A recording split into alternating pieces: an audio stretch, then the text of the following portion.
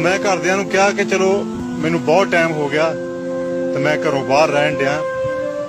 सो मैं हुण वापस अपने पतना नूं आउणा चाहुंदा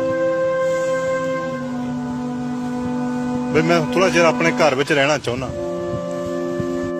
सो मैं तुहाडे सुख वास्ते आराम वास्ते मैं अपनी जिहड़ी हैगी वो लाइफ देशां विदेशां दे विच गुजार दित्ती ते मैं हुण तुहाडे चरनां विच आण के थोड़ा जिहा आराम करना चाहुंदा।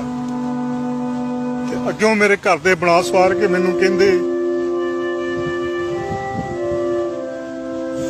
कि तूं साडे लई कीता की अज तक्कर, तूं विदेशां विच गया अपने लिए गया, साडे लिए नहीं गया, अपने ऐश वास्ते गया, अपनी ऐश प्रस्ती वास्ते गया, साडे लिए तो कुछ नहीं कीता।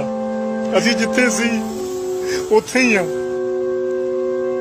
हर चढ़दे महीने जो सैलरी मिलती आ पहला कल्ले कल्ले दे अकाउंट दे विच पाई दी आ, फिर अपना भी रोटी पानी खाना, कोई कपड़ा लत्ता भी देखना।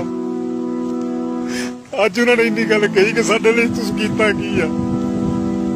एक बड़ा घर का मैंबर होने दे करके बंदा सारी अपनी जिंदगी खराब कर दिंदा बाहर कि मेरे घरदियां दी जिंदगी बन जाए, मेरे बच्चियां दी बन जाए।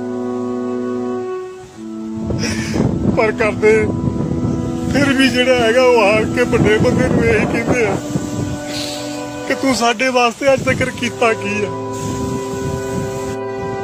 छोटे भरा दा विआह कीता, अपनी भैन दा विआह कीता, छोटे भरा नूं डॉक्टर बनाया, अपने सिर ते धुप्पां भी देखियां, ठंडा भी देखियां, अपना कोई शौक नहीं पूरा किया, कोई नवा कपड़ा नहीं पा के देखिया, कोई जूट बूट नहीं लैके देखिया, ते चंगा खा के नहीं अज तक देखिया। ना कदे दारू पीती, ना सिगरट, ना कोई बीड़ी, ना तंबाकू। पर घरदियां ने कहंदे तूं साडे लई कीता की आ, दसो।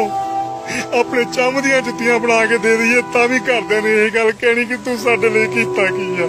सुख वास्ते आराम वास्ते मैं अपनी जिहड़ी हैगी वो लाइफ देशां विदेशां दे विच गुजार दित्ती ते मैं हुण तुहाडे चरनां विच आण के थोड़ा जिहा आराम करना चाहुंदा। अग्गों मेरे घर दे बना सवार के मैनूं कहिंदे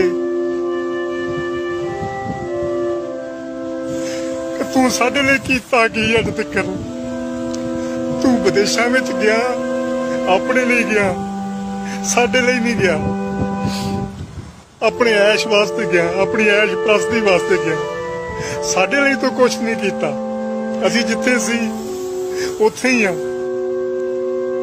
हर चढ़दे महीने जो सैलरी मिलती आ पहला कल्ले कल्ले दे अकाउंट दे विच पाई दी आ, फिर अपना भी रोटी पानी खाना, कोई कपड़ा लत्ता भी देखना। अज उन्होंने इन्नी गल कही कि साडे लिए तुसीं कीता की आ। एक बड़ा घर का मैंबर होने दे करके बंदा सारी अपनी जिंदगी खराब कर दिंदा।